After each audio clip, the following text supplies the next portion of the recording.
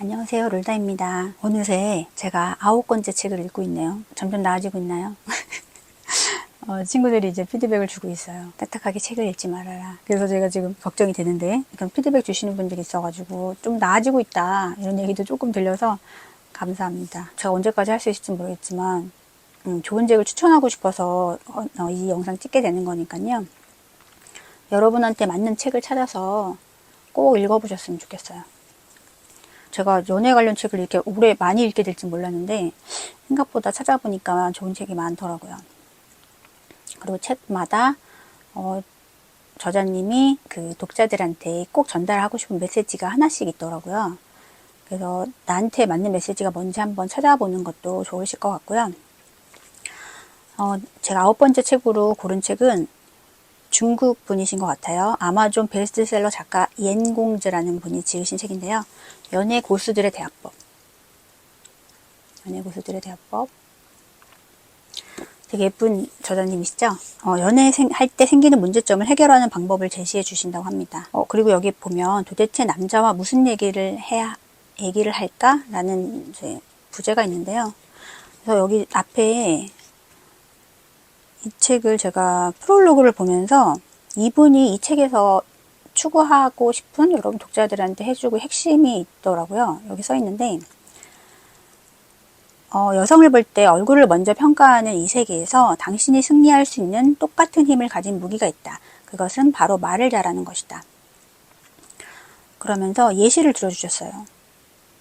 정말 예쁘게 말했을 때 예쁘게 말하지 못해서 호감을 잃어버린 케이스에 대해서 프롤로그에서 이제 얘기를 해주셨는데요.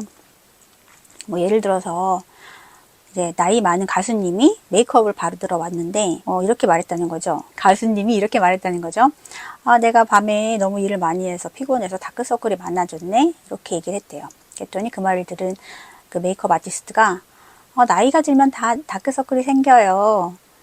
라는 말을 했다네요. 그 말을 들은 가수는 다시는 그 메이크업 아티스트를 안 찾았대요. 저도 이 말을 들으면서 솔직한 게 다는 아니다라는 걸 깨달았고 나에게 필요한 책이다. 저는 약간 직설적이기도 하고 솔직하게 좋은 거라고 생각해서 나름 상대방에게 직설적인 조언 같은 걸 좀 많이 했었는데 최근에 저희가 몇몇 분에게 직설적으로 말했다가 그분이 상처받는 모습을 보고 내가 많이 실수했구나. 좋게 돌려 말할 수도 있었는데 라면서 좀 반성을 많이 했어요. 그래서 어떻게 하면 내 좋은 의도를 잘 표현하면서 예쁘게 말할 수 있을까라는 생각을 최근에 하게 됐는데 이 책에서 그런 얘기들 해주실 것 같아요. 그래서 굉장히 기대하고 있습니다.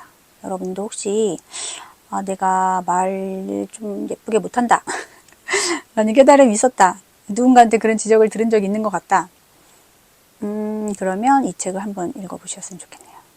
저도 읽어보고 여러분에게 도움될 만한 얘기는 해드리도록 하겠습니다. 그리고 옌공즈라는 분 소개해드리면 파워 블로거이자 방송 작가시고 방송 토크쇼 진행자래요. 연예계의 많은 마당발이라고 하시네요. 팔로워가 520만 명이나 있으시고요.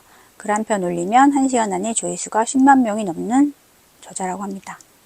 그리고 이 책에서 정말 멋진 남자분을 남신이라고 표현했다고 하네요. 그래서 이 번역하신 분도 그렇게 이 책에 있는 내용 그대로 남신이라는 표현으로 하셨다고 하니까 중간중간에 남신이라는 표현이 나오면 그런 표현이구나. 멋진 남자를 말하는 표현이구나 라고 이해하시면 될 것 같습니다. 그럼 지금부터 읽도록 하겠습니다. 남자친구가 있는지 확인하는 방법 3가지 알려주셨어요. 첫 번째, 만약에 그분이 도시락을 싸왔다면 부인이 많이 사랑하시나 봐요. 도시락이 맛있어 보여요. 이렇게 물어도 되고, 예쁜 옷을 입고 왔으면 여자친구 안목이 좋은가 봐요. 여자친구가 골라준 옷이에요? 라고 물어보면 된다고 하네요.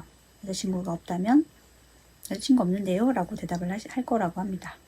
그리고 2번째, 당연히 있을 거라는 가정하에 여자친구랑 같이 쓸 법한 선물을 하는 거래요. 구체적으로 나와 있진 않지만 여성용 물건을 주면서 여자친구 주세요 라고 얘기하래요. 당연히 있는 것처럼. 근데 상대방이 없다면 저 여자친구 없다고 하면서 돌려주겠죠. 그리고 3번째는 당연히 직접 묻는 방법인데 이 방법은 이제 부담스러울 수 있으니까 자연스럽게 이제 연애에 대한 얘기를 이제 모임 같은 데 갔을 때 꺼내보라고 하네요. 예를 들어서 난 선보라는 얘기를 들었다 최근에 부모님한테. 당신은 그런 얘기 들은 적 없냐 이러면서 자연스럽게 연애에 대한 얘기를 꺼내고 만나는 사람이 있는지 확인하려 보라고 합니다. 좋은 방법인 것 같아요. 첫 만남에서 무슨 이야기를 할까? 일단은 어떤 분위기든 무겁고 험악하게 만들지 말고 평화롭게 나눌 수 있는 이야기의 주제에 대해서 얘기해 주셨는데요. 첫 번째, 가장 안전한 주제는 혈액형, 별자리, 사람의 띠와 같이 모든 사람들이 다 가지고 있고 크게 틀릴 것이 없는 이야기를 하면 좋대요. 근데 또 이런 거를 안 좋아하는 이과생인 경우엔 그런 거 안 믿는다 이렇게 얘기할 수도 있다고 하네요. 그런 경우에는 정말요? 그러면 사람을 어떻게 분류하는 것이 비교적 정확할까요? 라고 질문을 하래요. 그래도 이제 주제가 힘들면 두 번째는 흥미, 취미에 대한 얘기를 해보래요. 예를 들어서 요즘 상영하는 영화 어떤 거 보셨어요? 제가 보기엔 별로였어요. 뭐 이런 얘기를 할 수도 있지만 그래도 이런 거에 대해서 두려워하지 말고 자신의 관점에 대해서 이야기해보라고 하시네요. 그리고 세 번째, 취미나 흥미, 쇼핑 같이 당신이 전혀 뛰어들 수 없는 주제를 가진 남자를 만나게 되면 그냥 맞아요, 뭐, 와, 진짜요? 이러면서 추임새를 넣으라고 하시네요. 그리고 그 얘기가 재미없거나 이제 다른 이야기를 돌리고 싶으면 인류 모두의 공통 관심사인 먹는 것을 이야기해 보시래요. 보통은 다 먹는 거 좋아하니까 자신이 좋아하는 음식이나 뭐 최근에 맛있게 먹은 거 이야기하시면 될 것 같아요.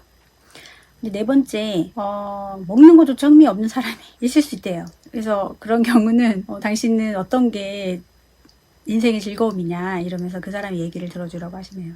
그리고 그 사람과 의견이 다르다고 해서 두려워하지 말고 의견의 차이는 모든 대화의 시작이라고 얘기해 주셨어요. 그리고 한 남자의 속성을 이해하는 세 가지 질문. 그리고 여자분들이 많이 착각하는 게 남자분을 즐겁게 해주고 하면 그 사람이 나에게 관심을 가질 거라고 생각하는데 아니라고 하십니다. 코미디언을 원하는 게 아니기 때문에 너무 재밌으면 형제가 된다고 하시네요. 데이트하는 과정을 탐정놀이 하는 거라고 생각해 보래요. 그 사람에 대한 정보를 파악하는 시간으로 가져보라고 하시네요. 그 사람이 어떤 성향인지 단서 찾기 게임을 하듯이 세 가지를 찾아보래요. 이상, 인생, 감정을 외운 다음에 그 사람에 대해서 이 세 가지에 대한 답을 찾을 수 있는 질문을 해보래요. 첫 번째, 이상. 시험 삼아 이렇게 물어볼 수 있는데 왜 지금의 이 일을 하고 있어요? 그가 자신의 일을 매우 좋아한다면 어떤 점이 재밌어요? 여기에 꼭 이 한마디를 덧붙여야 한다. 당신의 능력을 볼 때 단순히 돈 벌기 위한 건 아닌 것 같아요. 이렇게만 하면 일단 기본 2시간은 이야기거리가 생긴다고 하네요. 그는 분명히 자신의 이상, 꿈에 대한 이야기를 이제 침튀겨가면서 열심히 이야기할 거라고 하십니다. 만약에 자신이 하는 일이 좋아하는 일이 아니라고 하면 원래 하고 싶었던 일은 무엇인지에 대해서 물어보면 된다고 합니다. 미래에 대한 계획이 있어요? 이 업계에서 도와준 고마운 분이 계신가요? 자기 회사를 차리고 싶나요? 뭐 이런 질문들을 하라고 하네요. 이런 질문을 하면 이 사람의 견문, 학식, 장래에 대한 계획까지도 이해할 수 있대요. 두 번째 질문은 인생입니다. 만약 한 사람과 인생을 바꾸고 싶다면 누구처럼 되길 바래요? 라는 질문을 하면 된다고 하네요. 이런 질문하면 또 2시간의 이야기거리가 생긴대요. 그 사람이 뭘 가장 중요하게 생각하는지 그리고 개인의 흥미, 취미 등을 거의 파악할 수 있대요. 그 다음에 세 번째 질문, 감정. 자신의 일상을 한 문장으로 표현한다면 어떤 말을 선택할 것 같아요? 보통은 이럴 때 생각에 빠지게 되는데 자신의 얘기를 먼저 해줘도 좋대요. 저희 아버지는 사람이 재산이라고 하셨어요. 저희 아버지는 신의를 중요하게 생각하는 사람이라서 많은 손해를 보시기도 했어요. 당신은요? 그러면서 그 사람이 생각할 수 있는 시간을 주라고 하네요. 그리고 그에게도 영감을 줄 수 있다고 합니다. 이 질문을 통해 상대방이 자기 자신을 잘 알고 있는지에 대해서도 알 수 있대요. 그리고 그 사람이 이런 질문들을 했을 때 그럼 당신은 어떻냐라고 되묻는다면 축하한다고 합니다. 그가 당신에 대해 충분히 관심이 생겼다는 뜻이래요. 축하합니다. 썸타기의 키워드. 썸타기를 할 때 주의해야 될 키워드래요. 첫 번째 키워드, 관심. 여자들은 보통 그에게 관심이 있으면 날씨를 얘기하면서 오늘은 겉옷을 챙기는 걸 잊지 마세요. 그리고 감기가 걸린 것 같은데 약을 사다 드릴까요? 라고 한다고 하네요. 두 번째 키워드, 언급. 이 단어는 남자들이 계속 당신을 생각하고 당신에게 관심을 가지고 있다고 생각하게 해야 한다는 뜻이다. 구체적인 방법은 생활 속에서 어떤 물건을 볼 때 이거 볼 때마다 당신이 생각났어요 라는 문구를 넣으면 된다고 하네요. 가장 좋은 것은 같이 갔던 것, 같이 먹었던 것, 그가 식사할 때 언급했던 것 등이 있을 수 있는데 횟수가 너무 많지 않게 조절하라고 하십니다. 세 번째 키워드, 특별함. 모든 사람에게는 반드시 다른 사람과의 다른 습관, 취미 등이 있습니다. 예를 들어서 고수를 안 먹는다든지 뭐 그런 것이 있으면 반복해서 그런 걸 이야기하라고 하네요. 그리고 그 사람이 가지고 있는 특별함에 대해서 이야기를 꺼내라고 하십니다. 그리고 네 번째, 역식 특별함. 이게 무슨 말이냐? 그 사람의 개인적인 특별함이 아니라 당신에 있어 그의 특별함을 이야기하라고 하네요. 세상에서 처음으로 이런 감정을 느꼈다 등등. 그는 당신에게 대해 특별한 의미를 둘 것이고 그는 당신의 생명에 다른 흔적을 남기는 사람이다. 당신이 그 사람이 나에게 얼마나 특별한지에 대한 얘기를 해주라는 말인 것 같아요.